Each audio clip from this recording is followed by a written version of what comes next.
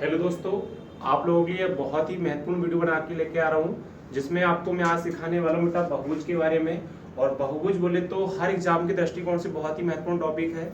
जैसे आप जो भी तैयारी कर रहे होंगे, जैसे व्यापम की तैयारी कर रहे होंगे या रेलवे की तैयारी कर रहे होंगे या एसएससी की तैयारी कर रहे होंगे, सभी एग्जाम के दृष्टिकोण से बेटा ये बहुत महत्वपूर्ण टॉपिक है और हर एग्जाम में इसके क्वेश्चन बनते हैं। इस वीडियो की शुरुआत करने से पहले मैं आपको एक बहुत अच्छी जानकारी देने चाह रहा हूँ। तो उस जानकारी के लिए आप यहाँ समझिएगा कि एक बहुत ही महत्वपूर्ण बुक बेटा लॉन्च हुई है, जो चक्षु प्रकाशन के माध्यम से लॉन्च हुई है, जो पूरा का पूरा कांस्टेबल, जैसे आप कांस्टेबल की तैयारी कर रहे होंगे तो कांस्टेबल का जो सिलेबस होगा बेटा, उसका पूरा सिलेबस इसमें दिया गया है। आप देख सकते हो इसमें 5 सॉल्व पेपर दिए गए हैं। इसके साथ साथ बात करेंगे अपन आगे की थोड़ी सी, तो इसमें बेटा आपको क्या क्या मिलेगा। तो सबसे पहले आप देख रहे होंगे यहाँ पे 5 सॉल्व पेपर मिलेंगे जो प्रीवियस एग्जाम में आए हुए हैं। उसके बाद इसमें 3200 क्वेश्चन का बहुविकल्पी प्रश्न होगा, मतलब 3200 क्वेश्चन का पूरा डाटा आपको इस बुक में मिलने वाला होगा। अब इसमें टॉपिक कौन कौन से होंगे इसके बारे में समझते हैं दोस्त। तो इस बुक में जो टॉपिक होगा पूरा कांस्टेबल 2023 को टारगेट करके बनाया गया है। जैसे आप देख सकते हो पहला जो भाग होगा इसमें सामान्य ज्ञान और तार्किक ज्ञान होगा। दूसरा जो भाग होगा बेटा इसमें बौद्धिक क्षमता होगी, मानसिक अभिरुचि होगी। और जो तीसरा भाग होगा इसमें आपको बेटा जो मिलेगा उसमें साइंस और गणित के क्वेश्चन मिलेंगे। तो इस तरीके से 3 भागों में डिफाइन किया गया है। बहुत ही प्यारी बुक है। अगर आप इसको परचेस करना चाहते हैं तो इसका नीचे लिंक में आपको इसकी जो लिंक होगी परचेस करने की नीचे दी गई है और कॉन्टेक्ट नंबर भी दिया गया है। अगर आप बुक को परचेस करना चाहते हैं तो उस लिंक पे जाके आप संपर्क कर सकते हो। ठीक है, तो अब अपना वीडियो स्टार्ट करते हैं क्लास के लिए। तो बहुभुज के बारे में अपन कुछ बेसिक जानकारी लेना चाहेंगे आपके लिए कि भाई जो बहुभुज होता है, बहुभुज की परिभाषा को समझते हैं पहले बेटा कि बहुभुज होता क्या है। तो बहुभुज का मतलब ही होता है कि बेटा कम से कम उसकी 3 साइड होना चाहिए। कोई भी साइड अगर देखा जाए तो बहुभुज की कम से कम 3 साइड होना चाहिए। 3 साइड से बना हो या उससे ज्यादा साइड होना चाहिए। तो कम से कम एक त्रिभुज जो होता है वो बहुभुज होता है। उसके बाद मेरे दोस्त चतुर्भुज एक बहुभुज होगा, पंचभुज एक बहुभुज होगा, षटभुज एक बहुभुज होता है। तो इस तरीके से बहुभुज की जो साइड होगी वो बढ़ते जाएगी। पर कम से कम कितनी साइड होना चाहिए मेरे दोस्त? 3 साइड होना चाहिए। तो बात करें कि 3 साइड अगर सेम होती है तो त्रिभुज का जो प्रत्येक कोण होता है मेरे दोस्त 60 अंश का होता है। और सबसे पहले बात करें कि त्रिभुज के तीनों कोणों का सम क्या होता है, तो सभी को पता है मेरे दोस्त 180 अंश होता है। त्रिभुज के 3 साइड होता है, तीनों साइड को अगर एक साइड मतलब तीनों साइड सेम होती है तो त्रिभुज के तीनों कोणों का सम क्या बनेगा दोस्त? 180 बनेगा। अगर चतुर्भुज की चारों साइड सेम है तो चतुर्भुज का प्रत्येक कोण 90 अंश का होगा और चतुर्भुज के चारों कोणों का सम होता है मेरे दोस्त 360 अंश। ऐसे पंचभुज बोलोगे तो पंचभुज के 5 कोणों का योग क्या होता है? 540 होता है। ऐसे ही षटभुज बोलोगे तो षटभुज का अलग होता है। तो इस तरीके से बहुभुज में संख्या बढ़ती जाएगी।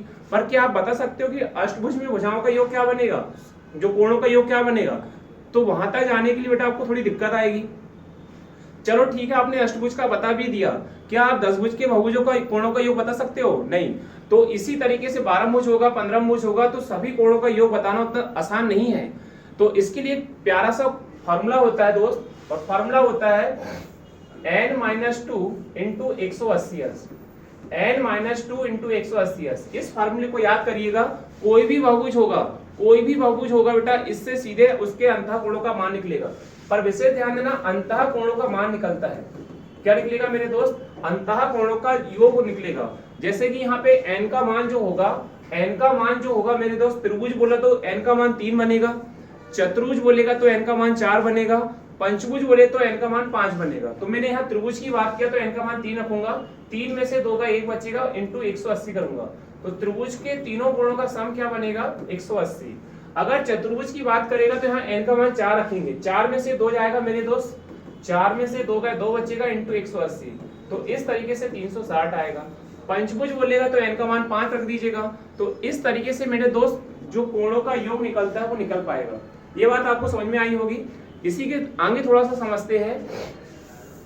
अगर मान लो मैंने कहा दोस्त त्रिभुज के तीनों कोणों का सम 180 है, त्रिभुज के तीनों कोणों का सम 180 है, जितनी साइड होती है उसका अगर भाग दे दे अपन, त्रिभुज में 3 साइड होती है तो उसमें क्या निकलेगा? एक कोण का मान निकलेगा। जैसे कि मैं बात करूंगा चतुर्भुज के चारों कोणों का सम अगर 360 होता है, इसमें 4 का भाग दूंगा तो उसमें एक कोण का मान निकलेगा। जैसे कि मैं बात करूंगा पंचभुज के पांचों कोण 540 के होते हैं, इसमें 5 का भाग दूंगा तो एक कोण का मान निकल के आएगा। तो कह सकते हैं मेरे दोस्त, अगर सभी कोणों का योग दिया है, उसमें जितनी भी साइड होती है उसका भाग दे दो तो एक कोण का मान निकल के आता है। ये बात आपको समझ में आई होगी। इसी के आगे थोड़ा सा बढ़ेंगे अपन।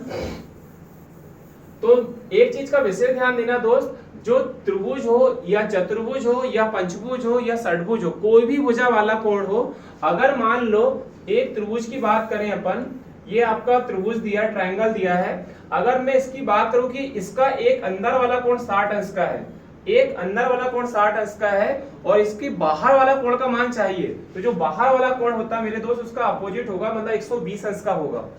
और एक अंदर वाला कोण और एक बाहर वाला कोण दोनों का योग होता है 180 अंश। जैसे कि आप इन दोनों का सम करोगे तो 180 अंश आएगा। जैसे कि भाई चतुर्भुज का एक अंदर वाला कोण 90 का, तो बाहर वाला कितने का आएगा? 90 का आएगा। पंचभुज का एक अंदर वाला कोण 108 का होता है, तो बाहर वाला कितने का बनेगा? 72 का बनेगा। तो मेरे विशेष ध्यान देने की बात करूंगा यहाँ पर कि एक अंदर वाला कोण और एक बाहर वाला कोण दोनों का सम जो होता है मेरे दोस्त 180 अंश होता है। ठीक, उसके बाद एक कॉन्सेप्ट आपको याद रखना है, त्रिभुज बोलो, चतुर्भुज बोलो, पंचभुज बोलो, षटभुज बोलो, अष्टभुज बोलो, जो बोलना बोलो, अगर उसके बाहर वाले कोणों का योग की बात करेंगे तो बेटा कोई भी आकृति हो उसके बाहर वाले कोणों का योग होता है हमेशा 360 अंश। त्रिभुज के बाहर कोणों का योग बोलेंगे तो 360, चतुर्भुज के बाहर कोणों का मान करेंगे 360, पंचभुज के बाहर कोणों का योग बोलेंगे तो 360। ये आपको ध्यान देना है जी। अगर आपको इतनी बात समझ में आ गई तो कुछ क्वेश्चन मैंने यहाँ पे लेके आया हूँ, आप इसको सॉल्व करने की कोशिश करते हैं। तो यहाँ पे एक क्वेश्चन दिख रहा होगा आपको छोटा सा, इसमें बहुत ही प्यारा क्वेश्चन है, छोटा सा है। क्वेश्चन बोल रहा है दोस्त, एक त्रिभुज के दो कोणों का मान दिया है 40 और 110 है, तीसरे कोण का मान क्या होगा? बच्चा बता सकता है इसका क्वेश्चन का आंसर। बहुत ही प्यारा सा है, छोटा सा है। आपको पता है कि त्रिभुज के तीनों कोणों का सम जो होता है 180 होता है, जिसमें से दो कोणों का मान दिया कितना हो जाएगा? 150। तीनों कोणों के सम में से दो कोण का सम घटा दो, तीसरा कोण निकल के आएगा मेरे भाई, क्या आंसर दोगे? 30। तो इस क्वेश्चन का छोटा सा आंसर आएगा 30 जी। इसी टाइप से सेकंड क्वेश्चन आपको दिख रहा है यहाँ पर, एक चतुर्भुज के तीन कोणों का मान दिया है 50 है, 80 है, 90 है, चौथे कोण का मान क्या होगा? अभी जस्ट अपन ने देखा कि चतुर्भुज के चार कोण होते हैं और चारों का सम होता है 360 अंश, जिसमें से आपको यहाँ पे तीन कोण की वैल्यू दिया है 90 और 50, 140, 140, 220 हो चुका है।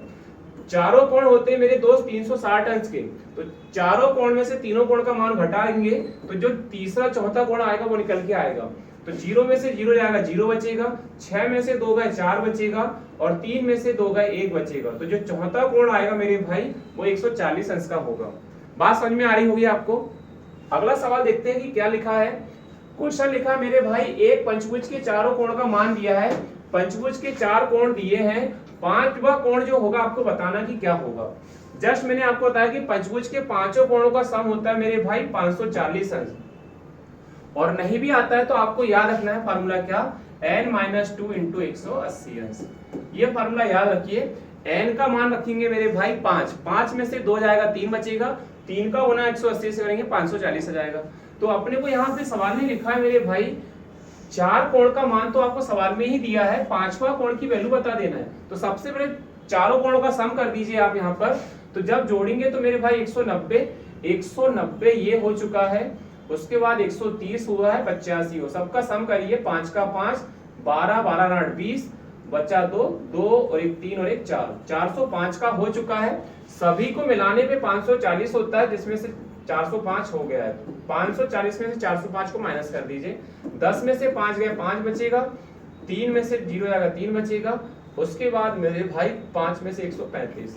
तो जो पांचवा कोण होगा मेरे दोस्त 135 अंश का होगा। बात समझ में आई आपको? अगर आपको वीडियो अच्छा लग रहा है तो प्लीज इसको आखिरी तक देखिएगा। इसमें बहुत सारी सवाल आपको, मतलब ऐसे सवाल भी लेके आऊं बेटा जो आपको बहुत दिक्कत देते हैं, तो वीडियो को अंत तक देखना, बहुत कुछ सीखने को मिलेगा।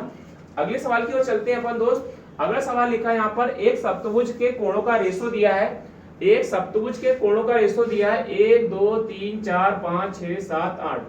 सप्तभुज के 7 कोण 8 कोण कैसे होंगे? 3 और 3 6 और 2 8। इसका न्यूनतम कोण क्या होगा? कोई डाटा मिस है मेरे भाई? सप्तभुज में 7 कोण होंगे, 8 कोण तो बिल्कुल नहीं होंगे।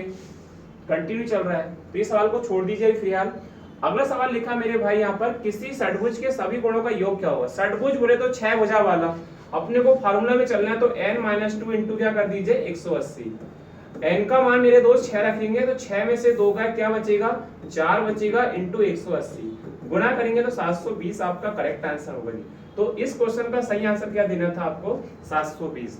नेक्स्ट क्वेश्चन की ओर चलते हैं बेटा, ये सवाल आपके सामने लिखा है, किसी पंचभुज के सभी कोणों का योग क्या होता है। तो पंचभुज के सभी कोणों का योग तो आपको आंख बंद करके आंसर देना 540 होता है।